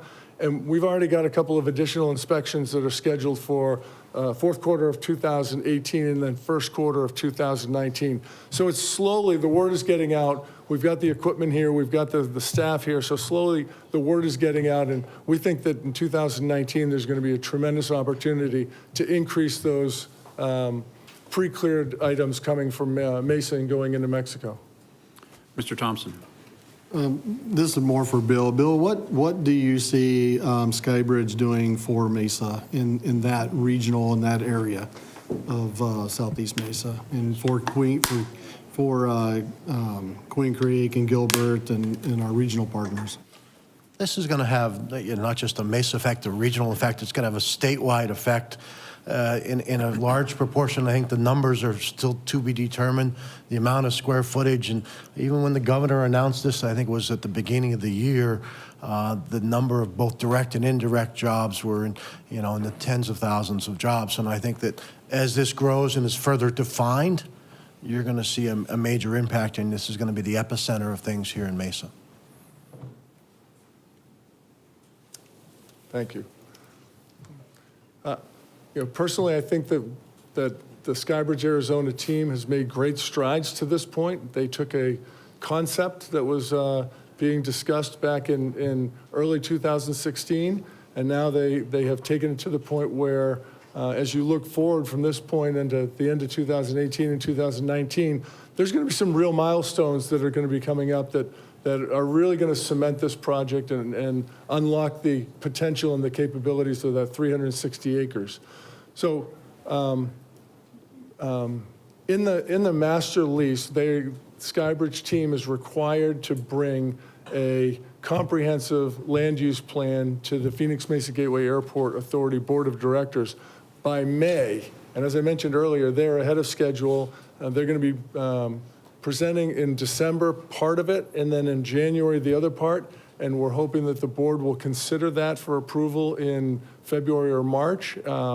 Once that is completed, once the board has approved the comprehensive land use plan, then the Mesa Skybridge team will be able to start to invest the $40 million that they've pledged for the infrastructure for the project. They're going to be constructing a taxiway extension, Taxiway Lima. They're going to be constructing that to FAA standards, and they'll be turning that infrastructure over to the airport as soon as it's completed. They're going to be doing a roadway system into the property. They're going to be building that to Mesa standards, and they'll be turning that over to the city as soon as it's done. They're going to be doing sewer, water, fiber. So as soon as the comprehensive land use plan, the master plan is completed, they'll be able to start to put in some of that vertical infrastructure that they've pledged to invest. There's another interesting opportunity. They're going through an environmental assessment right now with the FAA. The environmental assessment has taken out 2 parcels that are being categorically excluded because those 2 parcels are already improved land, so they'll be excluded from the EA. Those 2 parcels will be available for development, and we think that they'll be under agreement probably before the second quarter of 2019. So, as soon as the second quarter of next year, we may be able to see some dirt being turned, not only for the infrastructure, but also for some facilities as well, which we think is great. And then we've pledged to, in this partnership, we've pledged to continue to promote and market Skybridge, Arizona, and the Unified Cargo Processing Program. This is a team effort. We've been working side by side with the Mesa Skybridge LLC folks. And I think there's a real opportunity, but it's going to take a team lift to get the message out there and to create the awareness and the buzz that we need to make sure that this project is successful. So hopefully as we continue to progress, you'll allow me to come back and give you some updates, but very exciting project, and we're looking forward to getting to the next phase. Thank you, Brian. Thank you. Gateway's had a great year, in large part due to your efforts and your great staff efforts. So in addition to Skybridge, I know we've exciting news about the new tower. You continue to add new airlines, new destinations. So congratulations on a great year out of Gateway. Thank you, Mayor. Council, any additional questions for these gentlemen? Yes, Mr. Thompson. If possible, Chris, I would love to have Brian come back and talk more about Gateway in general and what that means to Mesa. I know this was specific to Skybridge, but to the mayor's point, I think there's a lot of great things that are going on at Gateway that not everybody knows about, and I think it'd be good to have Brian come back and maybe talk at a higher level about what's happening at Gateway. Mr. Freeman. Along with Mr. Thompson's point, Mr. O'Neill, maybe ownership of the airport authority, who's involved in that as well, how that blends into the city. I understand you're probably financially self-funding yourselves and in the black all the time, and but regardless, I look forward to this. This is awesome to have all this development out there, and I look forward. You mentioned something about the cargo component, a little slow to pick up. Is that, I mean, the projections are for Latin America, Central America, that will increase in the future? Sure. Thank you, Mayor. Councilmember Freeman. It's kind of the chicken and the egg. It's very difficult for these e-commerce companies or these manufacturers to commit to changing their logistical behavior to ship stuff through Gateway if Gateway doesn't have the aircraft here to be able to prove that if they do deviate from their normal supply channels, that the Skybridge team would be able to fulfill that. So I really think having the cargo aircraft relocated to Gateway is really going to be a big improvement and a big selling point that, you know, all you need to do for some of these e-commerce companies, whether it's Walmart or Amazon or Target, all you have to do is get their nose under the tent, give them the opportunity to, instead of offering 14-day delivery, offering next day or 2-day delivery, and all of a sudden the emerging e-commerce industry in Mexico is going to start to change their expectations. I guess we could look back, I don't know, 5 or 10 years ago, and who would think that with Amazon Prime, you could order something online at 10 o'clock and it would be at your house at noon. And that's almost expected now in the United States. If you take 14 days in the country of Mexico and now start offering next day or second day delivery, I think it's going to have a huge impact on e-commerce and the way that U.S. companies ship goods into that country. Thank you. So right now, there's no capacity to do that, probably fluidly right now, but you're preparing for that and with the build out and everything. Mayor? Yeah, so it's not only capacity, but it's the idea that to get today, and make sure I'm saying this correctly, if you're taking products into Mexico today, is it 14 airports where they have to go through the customs? Yeah, there's only 14 of the total airports in Mexico that can be done. So they get they get backed up because of all the volume. So the idea is here they can get it pre-cleared or get it cleared here in Mesa, Arizona. Then once that happens, and then they could go into any of the 138 airports in Mexico. So that's the advantage. Good. We're pretty close to Mexico too. Right. Well, and that's Mayor and Councilmember Freeman, we're perfectly situated to absorb everything from the Southwest and the West Coast, ship it through Mesa and Gateway Airport and get it into Mexico much quicker than and much safer or more secure than going through, as Mr. Brady said, one of the 14 airports that offers customs and immigration, and it sits there in line and you have to wait to get that processed. And again, it takes up to 14 days to get that processed. And then once it's processed, you've got to send it on to the final destination. Here, you can get it processed, pre-cleared, and it can go to the final destination that same day. Great. Yes, Mr. Whitaker. Thanks for the presentation. I just got a quick question. I just want to confirm, this is outbound customs only, right? This won't be like a joint effort where customs come into the United States. Mr. Mayor, Councilmember Whitaker, eventually this is going to be two-way. This is going to be the outbound processing of U.S. goods into Mexico and the inbound processing of goods from Mexico into the United States. Okay, and that's the goal of the program. Okay, and as we look at the land use around this project, what capacity, I guess, I don't know how you guys gauge this, but what capacity are you at today, and how much growth can you actually take into the airport before you have to, I guess, go and set up another airport in the same measure, or should we be reserving land around this to expand more specifically for that purpose? Mayor Giles, Councilmember Whitaker, if it's one thing Gateway Airport has, it's a lot of capacity. We've got, as an example, just as far as the runway, we've got 3 10,000-foot runways, and we handle about 1.5 million passengers a year. Sky Harbor has the very similar airfield infrastructure, and they handle 45 million passengers a year. So we've got a lot of land, we've got a lot of capacity in our infrastructure, the airfield infrastructure. I think one of the concerns that we're all looking to address, and we're working with some of the other exciting projects that are happening in the East Valley is we want to make sure that we've got the appropriate roadway infrastructure, getting both passengers and cargo to either the 24 or the 202 so that we don't have bottlenecks, which makes it inconvenient for either the traveling public or for the cargo that's trying to get here to be pre-cleared to go to Mexico. Okay, and I'm assuming that you guys are already working with staff then as far as making sure that those things are anticipated for the future so that we're not rezoning or allocating stuff otherwise without anticipating some of this stuff or some of these major pathways? Mayor Giles, Councilmember Whitaker, absolutely. Even before Brian showed up. Yep, absolutely.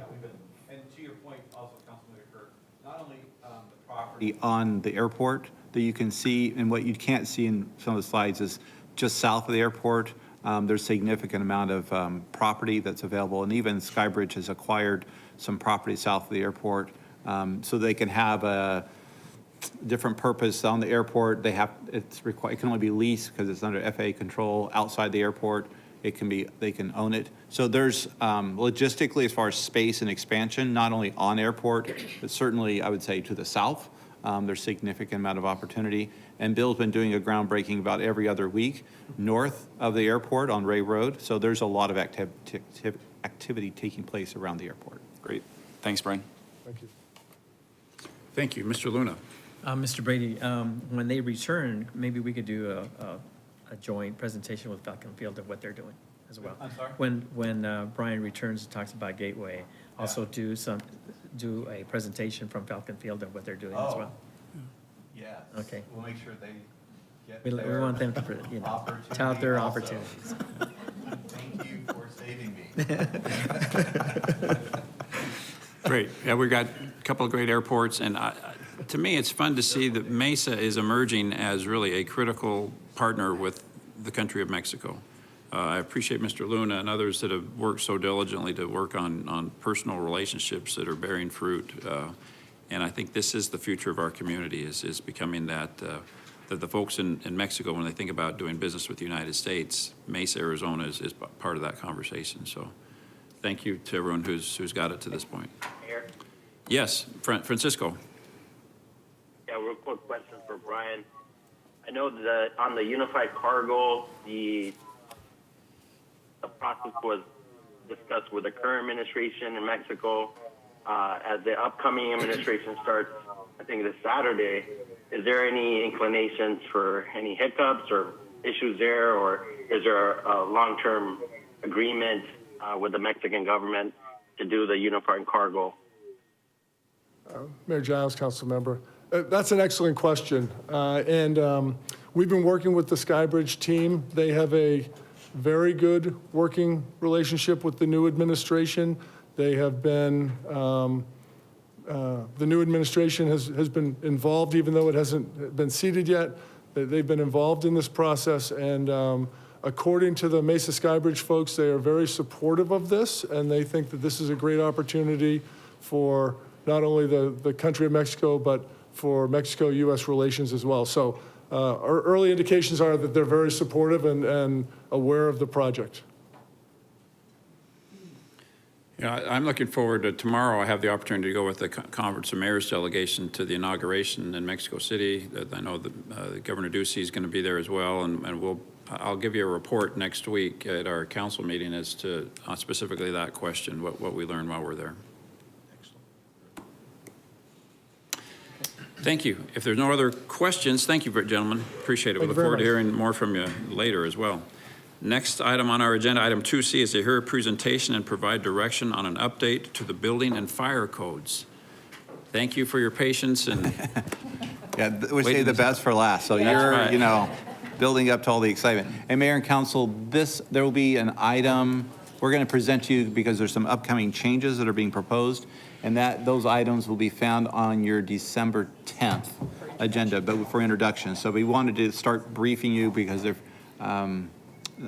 been a while since we've had an opportunity to brief council on changes like this, and some of these have been pending for a while, but you didn't see, they weren't on the December 3rd, but you will see them, and when you see the December 10th, you'll see a whole section related to these changes. Okay. Good morning, Mayor and Council. Appreciate your time this morning to discuss the 2018 Building and Fire Codes. My name is John Loughlin. I'm Deputy Chief with the Fire Department, and John Sheffer with Development Services, serves Mesa's building official. so about a year and a half ago, we approached city management and asked for their approval to move forward with the process or the project of potentially adopting the 2018 family of fire and building codes. The first question they had for us was, well, how does this benefit the community? So there are some benefits to the community for adopting the most recent code additions. Real quick history, the codes are published every 3 years.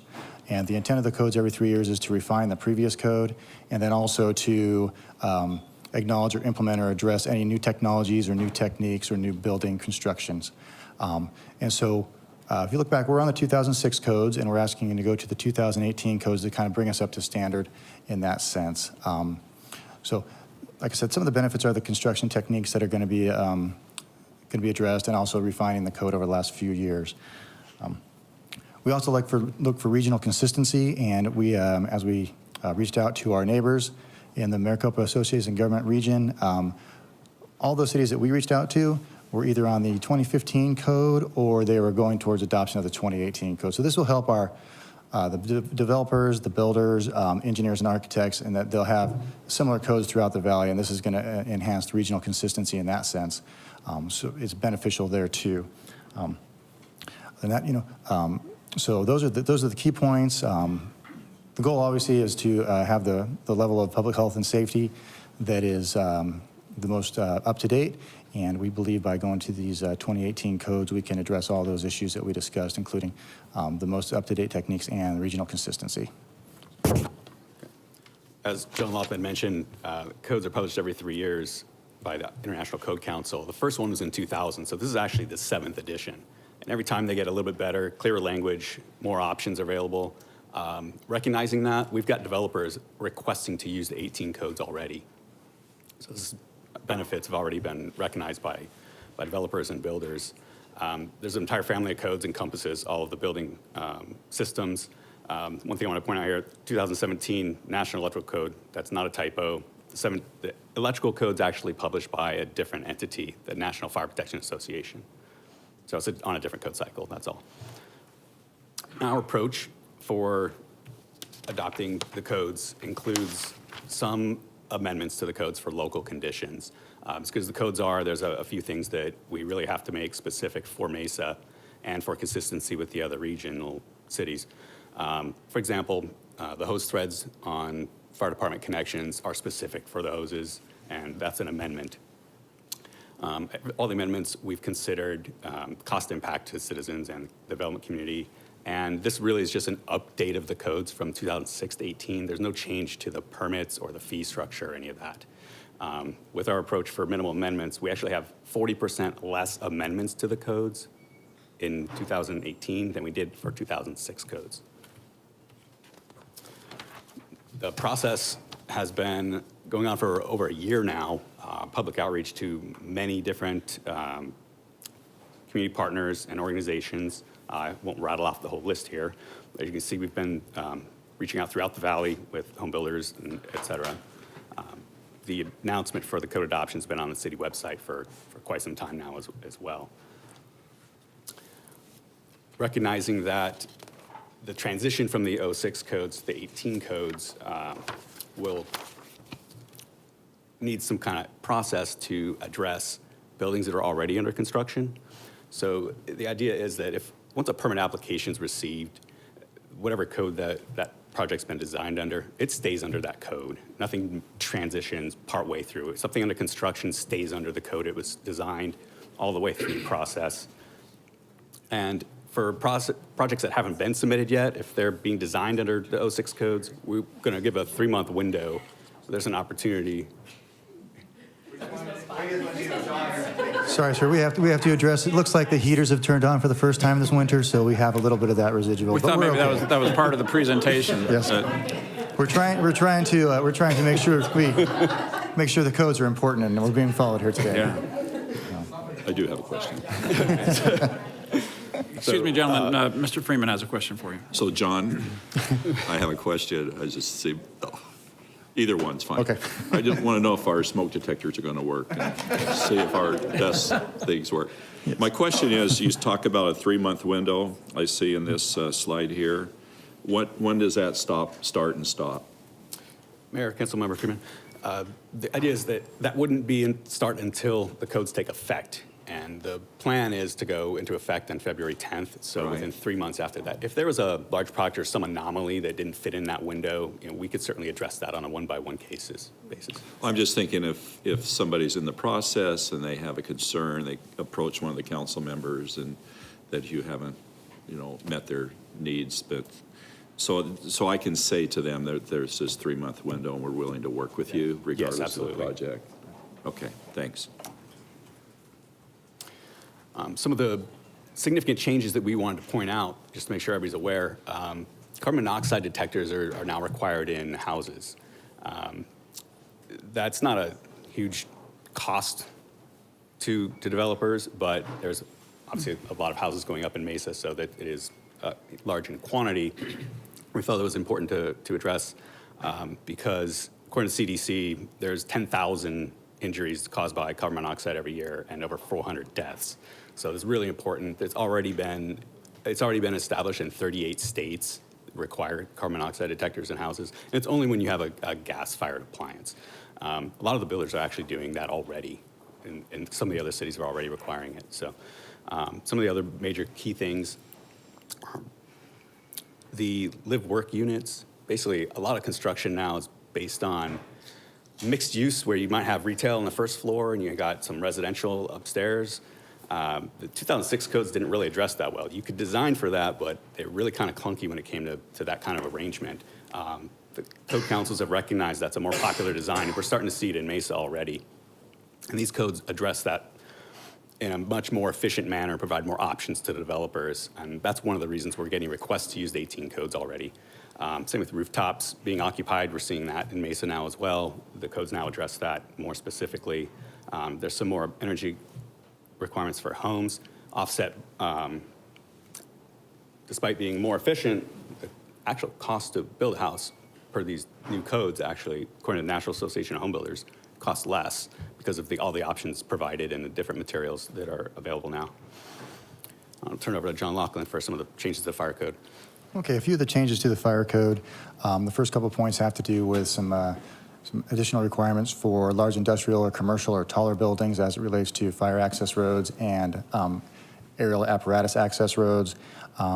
And this is just basically to allow for operational flexibility and the ability to get our engines and ladders to multiple sides of a building if they're larger, just so we can deploy our resources quicker and bring the fires under control quicker. And you'll see the 30-foot height limit there, height trigger for the aerial apparatus. That's simply because our ground ladders, and the ground ladders carried by pretty much, well, by all the agencies in the valley and most nationwide, are only 35 feet. So once you take into effect your climbing angle, you really can't access a roof without using an aerial apparatus for anything over 30 feet. And so that just means anytime we have to do roof operations, we'll have to use the ladder truck to set up for those. And that's what those two accomplish. Another item, this is new to Mesa, but it's not new to the region or to the code, emergency responder radio coverage, and that's in-building radio coverage. Phoenix and Tempe and Chandler have had this in their code for about 6 years, so I reached out to those agencies and also Randy Thompson over in communications here in Mesa to make sure that whatever we did with these was consistent with good practice between the RWC and the TRWC radio networks, and also with our neighbor cities. So really all we did there, other than adopt the code or proposing to adopt the code as is specify which buildings would be required. Your larger wood frame buildings aren't going to be expected to test for radio coverage, just your more complex metal or concrete buildings would be. And then also another new to the code requirement is roof requirements for solar panels on roofs. As we know, solar panels are becoming more and more popular, and this just lays out some requirements to give us some areas on the sides of the roof to get up on a roof for roof operations, and also pathways, depending on how big the building is, where the pathways have to be and how big they have to be. And that, again, just for operational flexibility for us to be able to do roof operations in fire conditions. And then this is a proposed timeline that we've come up with, and then any questions or discussion that you might have. Thank you, gentlemen. Questions? Mr. Whitaker. You brought up the solar. Is that specifically as it pertains to commercial or residential? Sorry, I just caught the end of that. I wasn't aware that that was part of the. Right, and the solar, this is new to the code this year. And the solar, this is predominantly going to apply to your commercial, but it also does apply to residential. Of course, residential, you have, usually have multiple access points. It's not a flat roof necessarily, it's a pitched roof. So there are some residential, but it is mostly going to affect commercial. And my understanding is we don't do solar permits in the city of Mesa, right? Like if you're retrofitting an existing building, so would this only apply to new builds, or would it? No, this is new builds, new builds. I guess I should have said that. I didn't point that out earlier. I'm sorry. I apologize, Councilmember Whitaker, Mayor. These codes are predominantly going to affect new construction or a change of occupancy, change of use. But as far as the permitting question, I'll hand that off to Mr. Sheffer. Yeah, this is, most of all, this is for new construction. There's a handful of retroactive requirements, but to your question, solar panels that exist would not be affected. Okay, great. Thank you. Mr. Freeman. Mr. Laughlin, Fire Marshal Laughlin, emergency responder radio coverage. Yes, sir. How is that going to be analyzed for new builds and buildings? I know that's always been a concern for public safety, whether police or fire traveling through large buildings and large structures based on their build. Can you respond a little bit more on that? Sure. So again, we'll specify in our code which buildings need to be evaluated. And how that works is when the developer, the builder, is constructing the building, there are certain phases of construction. They have to contract with a third-party contractor, not the fire department or Mesa Communications, and have them, and they have their electronic devices that they can test the radio coverage in the building. And we just have to supply our frequencies to them, and then they have their equipment that they use to test whether or not that signal is getting into the building. And they have a grid system where they have to do each floor. And this is, like I said, this is going on in Tempe and Chandler and Phoenix now. So the builders and developers are used to doing this. Okay, good. Because I'm thinking about the new construction and build out at Skybridge and other places in the community. We have large warehouses and places. I just want to make sure that that's being implemented, and so it's covering our police and firefighters. Right, and also that's Councilmember Freeman, Mayor, that's also another good point that I didn't address earlier is being that we're on the same radio system as the police department, this is a fire code, but it's also going to enhance police operations in these buildings as well. Thank you. Any additional questions or comments, Council? So I think this is agendized to provide direction, and I think the direction is that we're comfortable proceeding with the agenda items that will be. We'll have an opportunity to talk about it. You'll see these items specifically on the agenda the next time you review agenda. So if there's other questions, then we can address those then too. Wonderful. Thank you, gentlemen. Good presentation. Thank you. The next item on our agenda is item 3. That's to acknowledge receipt of board minutes. Is there a motion to that effect? Thank you, Mr. Glover. All in favor, please say aye. Aye. Aye. Thank you, Francisco. Next item is to hear reports on meetings and conferences attended. Council, anything you'd like to share with us? Mr. Luna. Just quickly, I just want to acknowledge the loss of former Congressman Pastor. He was a great mentor in our community, a great congressman. He served in Congress for 23 years, so we're gonna miss him. He's certainly a leader in the Latino community, and many of us looked up to him for his public service. So we want to acknowledge that we mourn his loss. Thank you. Amen. Very sad loss. Helped bring light rail to Mesa. He was very important part of that. And he didn't have to. I mean, he was was not part of his. He adopted us regardless. Yeah, we owe him a lot. Other comments? I think our city manager just had a birthday as well. Very good. We'll issue a proclamation later. Mr. Heredia, I'm sorry, we spoke over the top of you. Yeah, no, I just want to echo the comments that Vice Mayor Luna mentioned on Congressman Pastor. I got to know him in the early 2000s. People don't know, he represented a large swath of Arizona up down to Yuma County, where I'm from, in the late 90s. And so his demeanor and his work style, he was a workhorse in trying to get things done. And I think he paved the way for many, especially Latinos here in Arizona, to get involved and get active. And so we mourn his loss. And I know Councilmember Laura Pastor in the city of Phoenix very well, and condolences to her family and friends as we mourn his loss. Thank you. If there's nothing else, Mr. Brady, can you tell us what the schedule holds for us? Yes, thank you, Mayor. We will have a study session and council meeting on Monday, December 3rd. The study session for December 6th, that study session is being canceled. There is a Metro light rail event that morning. So we'll cancel the study session for the 6th. And then our final council meeting and study session for 2018 will be December 10th. So that should be finish out the year. Thank you. If there's nothing else, council, is there a motion to adjourn this meeting? Thank you, Mr. Luna. Mr. Glover, all in favor, please say aye. Aye. We are adjourned.